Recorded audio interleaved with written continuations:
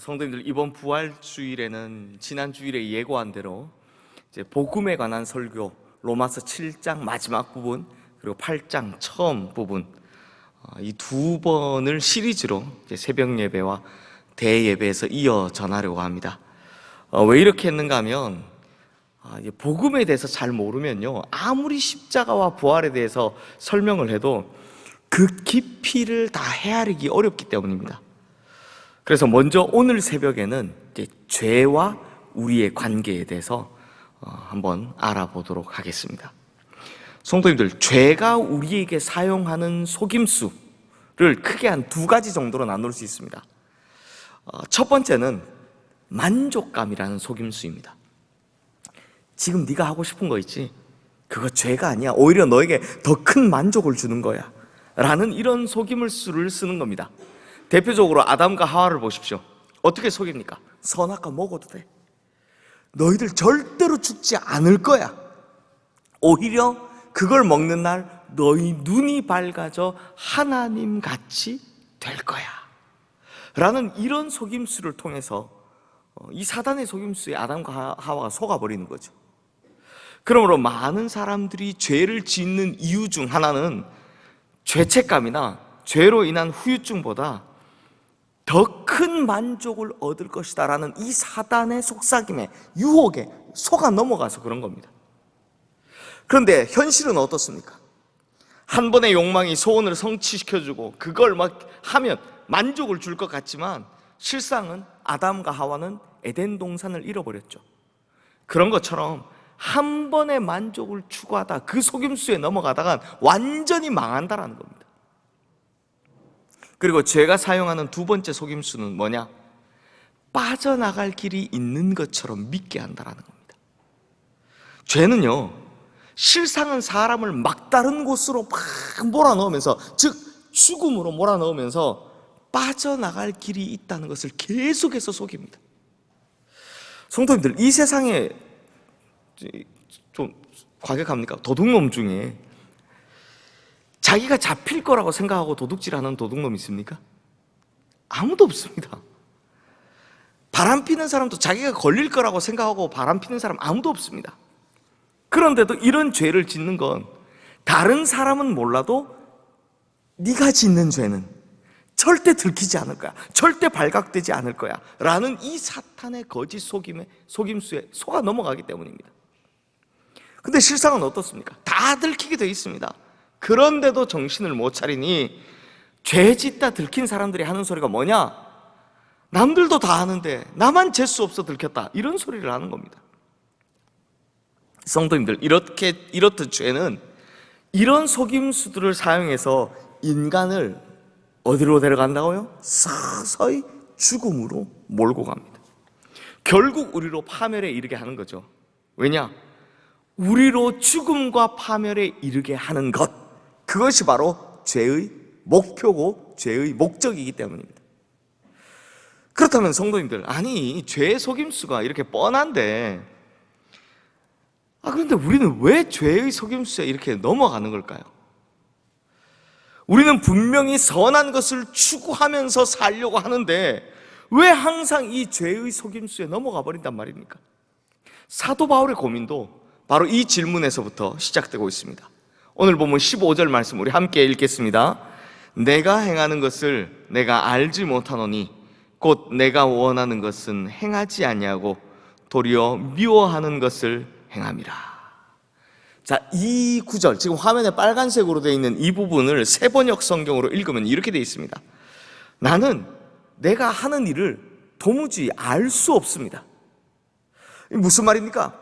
대체 내가 원하는 선한 것보다 오히려 내가 미워하는 죄를 왜 더 많이 짓느냐라는 질문에 사도 바울조차도 뭐라고 대답한다고요? 모르겠다. 잘 모르겠습니다. 내가 대체 왜 이 죄의 속임수에 걸려 넘어지는지 나도 잘 모르겠습니다. 이렇게 대답을 하고 있는 겁니다. 그러면서 사도 바울은 이 질문에 대해서 이렇게 고백을 합니다. 오늘 보면 18절 19절 말씀도 우리 함께 읽어보겠습니다. 내 속 곧 내 육신에 선한 것이 거하지 아니하는 줄을 아노니 원함은 내게 있으나 선을 행하는 것은 없노라. 내가 원하는 바 선은 행하지 아니하고 도리어 원하지 아니하는 바 악을 행하는도다. 자, 성도님들, 이 방금 읽으신 이 말씀뿐만 아니라 오늘 본문에는요 크게 두 번의 반전이 나옵니다. 방금 읽으신 말씀이 바로 그 첫 번째 반전인데요. 그럼 대체 뭐가 반전이냐? 사도 바울은요 지금까지 성경 전체에서 복음에 대해서 가장 잘 설명하고 있는 로마서를 쓰고 있었습니다. 그러니 여태껏 이 앞부분 내용 계속해서 모든 죄의 문제를 해결할 수 있다고, 우리가 구원을 받을 수 있다고 설명을 쫙 다 했습니다. 그런데 갑자기 내가 노력해봤는데 나는 안 되더라 라는 이런 뜬금없는 고백을 하기 때문이죠. 지금까지 우리 구원에 대해서 구원받을 수 있다, 우리가 죄 문제에 대해서 해결될 수 있다 라고 설명 다 해놓고 갑자기 내 안에 선한 것이 없더라, 선을 행하려는 마음은 나한테 있는데 정작 내 안에 선한 것이 없다 보니 결국 내가 원하지 않는 악을 행할 수밖에 없더라, 이렇게 설명하고 있는 겁니다. 이게 얼마나 큰 반전입니까? 그런데요 이렇게 이야기할 만한 이유가 있죠. 사실 이 고민은 사도 바울뿐만이 아니라 모든 사람들의 고민입니다. 우리 성도님들께서는 어떻습니까? 예수 믿고 나니까 죄의 유혹이 완전히 사라졌습니까? 예수 믿고 나니까 죄가 속삭이는 속임수가 이제 나한테는 없습니까? 계속해서 막 선한 것만을 행하며 살고 있습니까? 적어도 저는 아닙니다. 저는요 선을 행하기 원하면서도 죄의 끊임없는 속삭임은 여전히 들리고 있고요, 그런 죄의 속임수에 여전히 지고 있는 제 모습을 발견할 뿐입니다. 그 모습을 날마다 보면서 삽니다. 그래서 이제 이런 한계에 부딪힌 사도 바울의 탄식이 쏟아지는 겁니다. 그게 바로 오늘 본문 24절 말씀이죠. 오호라 나는 곤고한 사람이로다. 이 사망의 몸에서 누가 나를 건져내랴. 그런데 성도님들, 이걸 우리가 흔히 성경에서 최고의 탄식이라고 이야기하는데요, 탄식 맞는데요, 그런데 이 말씀은 우리를 절망시키려 하는 말씀이 아닙니다. 오히려 이 말씀은 우리에게 소망을 주려는 말씀입니다. 이게 대체 무슨 말이냐? 나는 곤고한 사람입니다 라는 탄식은 불신자는 절대로 할 수 없는, 절대로 하지 못하는 탄식이기 때문입니다. 이 탄식은요 오직 예수 그리스도 믿는 자들만이 할 수 있는 탄식입니다. 이 탄식은 예수 그리스도를 믿는 자들만이 처절한 자기 성찰에서 나오는 탄식인 겁니다. 아니 그렇지 않습니까? 예수 그리스도를 모르는 사람들이 무슨 죄에 대한 탄식, 절망감, 비통함 이런 것이 있겠습니까? 그래서 성 버나드는요 이런 글을 남겼습니다. 내 형제여, 자기의 마음이 굳어 있다는 것을 모르는 사람의 마음이 굳어 있는 것입니다. 자기가 완고하다는 것을 모르는 사람만이 진짜 완고해진 겁니다. 이게 무슨 말입니까? 풀어 이야기하면 자기 마음이 굳어 있습니다 라고 가슴 아픈 고백을 하는 사람은 정작 그 마음이 진짜 굳어 있는 게 아니라는 겁니다. 자기가 하나님 앞에서 너무 완고합니다 이렇게 탄식하는, 이런 슬픈 고백을 하는 사람은 진짜 그 마음이 완고한 것이 아니라는 겁니다. 오히려 진짜 그 속에서 영이 살아있는 사람만이 죄에 속고 죄에 무너지는 이 자신의 모습을 보며 고통을 느끼고 탄식을 하며 절망하고 이렇게 울부짖는다라는 겁니다. 그러니 이 고백이 우리에게 있다는 건 좋은 일입니까? 나쁜 일입니까? 좋은 거다. 좋은 거다라는 겁니다. 내가 죄에 지고 있습니다라는 고백은 지금 아주 올바른 방향으로 나가는 거다. 사도 바울도 지금 그렇다라는 이야기를 하고 있는 겁니다. 그래서 이제 사도 바울은 여기서 엄청난 두 번째 반전을 이야기합니다. 로마서 7장의 마지막 절이죠. 25절 말씀 우리 함께 읽겠습니다. 우리 주 예수 그리스도로 말미암아 하나님께 감사하리로다. 그런즉 내 자신이 마음으로는 하나님의 법을, 육신으로는 죄의 법을 섬기노라. 성도님들, 로마서 7장 쭉 읽어오신 분 이거 읽다 보면 진짜 기가 막힙니다. 진짜 기가 막힌 반전이 나옵니다. 아니, 내 마음으로는 하나님의 법을, 그런데 내 육신으로는 무슨 법을 따라간다고요? 죄의 법을 섬기노라, 이렇게 이야기했습니다. 그래서 계속 죄의 법이 이긴다고 이야기합니다. 아니, 이거 무슨 말인지 알겠는데, 아니, 도대체 지금 죄에 계속해서 지고 있는 자신의 비참한 모습을 보면서 바로 좀 전에 탄식해놓고 하나님께 감사하리로다, 지금 이 말이 나올 때가 아니잖아요. 아유, 하나님 잘못했습니다, 하나님 어떻게 하면 좋습니까? 이 말이 나와야 될 판에 하나님께 감사하리로다. 그래서 사도 바울은요, 죄 짓는 나로 인해서, 죄를 이기지 못하는 내 모습으로 인해서 하나님께 감사합니다, 이렇게 이야기를 하고 있다는 겁니다. 사랑하는 성도님들, 죄 때문에 절망하고 몸부림치면서 탄식하는 분들이 여기 계시다면 절대로 이 말씀을 잊지 마십시오. 이 말씀이 바로 우리를 살리는 말씀이기 때문입니다. 그렇다면 사도 바울이 갑자기요, 이 뜬금없이 하나님께 감사하리로다 라고 말한 이유가 무엇이냐? 한번 잘 들어보십시오. 먼저 우리가 예수님을 믿는다 할지라도 여전히 우리 힘으로는 이 죄의 강력한 힘을 이길 수가 없습니다.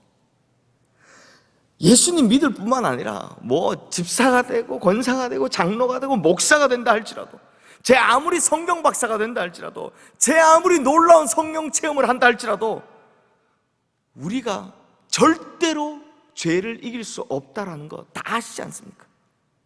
아무리 경건하고 아무리 훌륭한 성도라 할지라도 욕심과 교만한 마음, 시기심과 질투, 미움과 원망, 음란한 충동, 이런 죄의 유혹들은 그 속에서 계속 일어납니다. 그런데 감사하다라는 겁니다. 왜요?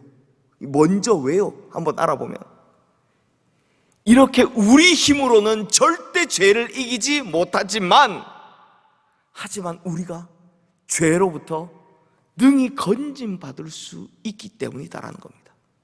그러면 어떻게 해요? 바로 우리 힘으로가 아니라 우리의 주님이신 예수 그리스도의 힘으로 이게 가능하다라는 겁니다. 그래서 방금 읽으신 25절 말씀 자세히 보시면 갑자기 누구 이름이 나옵니까? 누구 때문에? 무엇 때문에 감사하다? 우리 주 예수 그리스도로 말미암아 하나님께 감사하리로다, 이렇게 나온 겁니다. 그럼 왜 우리 주 예수 그리스도께로 말미암아 하나님께 감사하다? 오늘 9시, 11시 예배 설교에 나오는 겁니다. 예고편 했습니다. 사랑하는 성도님들, 오늘 본문 24절 말씀 보면 오호라 나는 곤고한 사람이로다, 이 사망의 몸에서 누가 나를 건져내랴 라고 할 때 이 사망의 몸, 이게 뭔지 아십니까? 사도 바울이 로마서를 쓸 당시요, 로마가 가지고 있는 극형 중 한 가지는 우리가 잘 아는 건 십자가죠. 그 외에 또 하나의 극형이 있는데 그게 어떤 거냐? 살아있는 사람의 몸에다가요, 송장, 그러니까 시체를 함께 묶어두는 겁니다.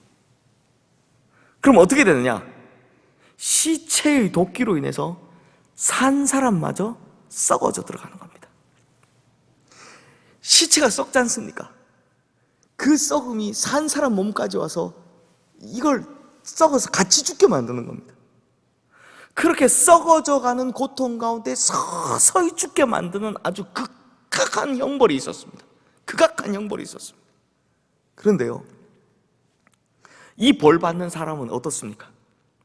이 시체가 지금 자기 몸에 달라붙어 있어서 자신 역시 썩어져 가고 죽어간다는 걸 알면서도 묶여있기 때문에 이 송장 떼어낼 수 있다 없다? 못 떼어내는 겁니다. 아무리 발버둥 쳐도 이걸 못 떼어내고 함께 있어야만 하더라라는 겁니다. 사도 바울의 말에 의하면 죄가 바로 이렇다라는 겁니다. 죄가요 어떻게 있다고요? 내 몸에 쫙 달라붙어서 썩어져가는 이 송장처럼 절대로 안 떨어지더라는 겁니다.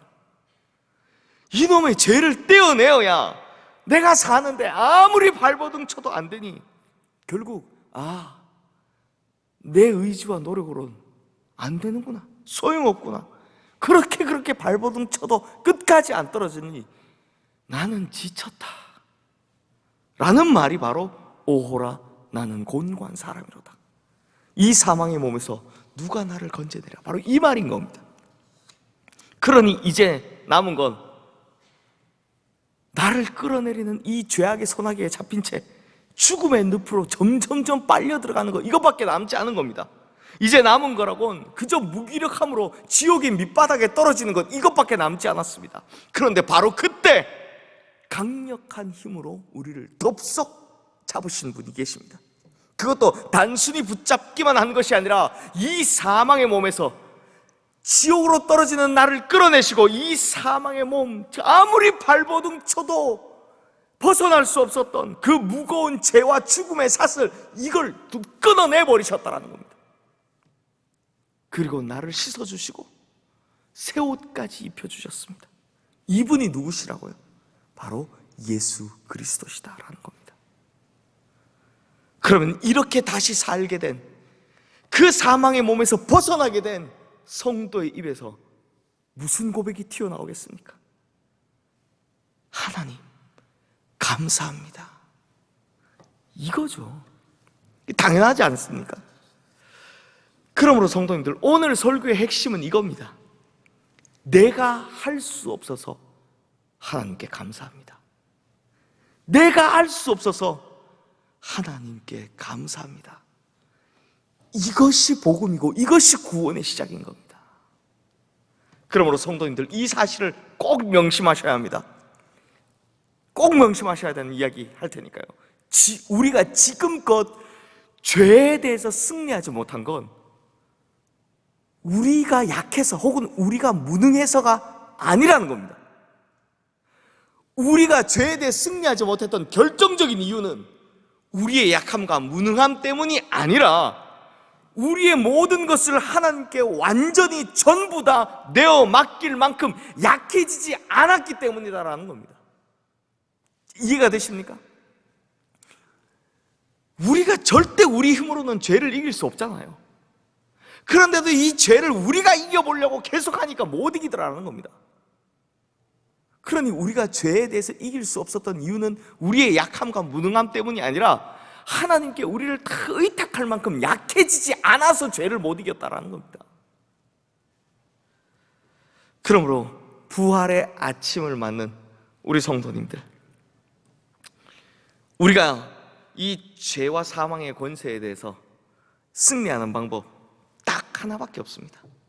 바로 이 세상에서 죄와 사망의 권세를 이기신 유일한 분, 이 세상에서 가장 강력하다라고 하는 권세, 사망의 권세, 그 누구도 벗어나지 못했던 권세, 이 사망의 권세를 이기시고 다시 사신 유일한 한 분, 바로 예수님께 우리의 모든 것을 전적으로 의탁하는 것, 이 방법밖에는 없다라는 겁니다. 그러므로 우리 성도님들, 고린도전서 15장 57절 말씀 보면 우리 주 예수 그리스도로 말미암아 우리에게 승리를 주시는 하나님께 감사하노니 라는 이 말씀처럼 죄와 사망의 권세를 깨뜨리고 부활하신 우리 주 예수 그리스도께 우리의 모든 것을 다 의탁하여서 죄와 사망에 대해서는 승리를 얻고 주님께 대해서는 그 승리에 대해 감사하는 우리 모든 성도님들 되시기를 주님의 이름으로 축원합니다. 이 시간 오늘 주신 말씀 기억하며 우리 다 함께 기도하도록 하겠습니다. 하나님 아버지, 우리 힘으로는 구원에 이를 수 없어 하나님께 감사합니다. 우리 능력으로는 영생에 이를 수 없어 하나님께 감사합니다. 그리고 이것에 이를 수 있도록 예수 그리스도를 나에게 보내주셔서 감사드립니다. 그러므로 오늘 죄와 사망의 권세를 깨뜨리시고 부활하신 우리 주님께 우리의 모든 것을 의탁하며 나아가게 하여 주시옵소서. 예수 그리스도로 말미암아 승리하게 하여 주시옵소서. 이 기도 제목 가지고 우리 함께 기도하며 나가겠습니다. 또한 이 새벽 기도하시는 우리 성도님들 개인적인 기도 제목들 다 응답받기를, 또 속히 응답받기를 소망하며 우리 함께 기도하겠습니다. 우리 다 함께 주여 한번 부르고 기도하겠습니다. 주여!